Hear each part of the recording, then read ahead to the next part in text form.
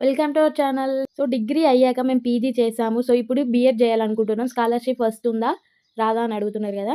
So, వస్తది. Last 2 years, 3 years back రాలేదు. So, PG చేసిన వాళ్ళకి బీఎడ్‌కి స్కాలర్‌షిప్ ఇవ్వలేరు. సో, మొత్తం ఫీ వాళ్ళే కట్టుకోవాల్సొచ్చింది. బట్ లాస్ట్ 1 ఇయర్ 2 ఇయర్స్ నుంచెల్లి స్కాలర్‌షిప్ ఇస్తున్నారు. అండ్ ఓసీ, బీసీకి బై మిస్టేక్ వస్తే రావచ్చు scholarship PG after. So, SC, ST వాళ్ళకి ఖచ్చితంగా పీజీ ఆఫ్టర్ బీఎడ్ చేస్తే ఖచ్చితంగా స్కాలర్‌షిప్ వస్తది. బట్ ఓసీ, బీసీ వాళ్ళకి ఇన్‌కమ్ సర్టిఫికేట్ ఉన్నప్పటికిని వాళ్ళకి రావడం కొంచెం డౌటు.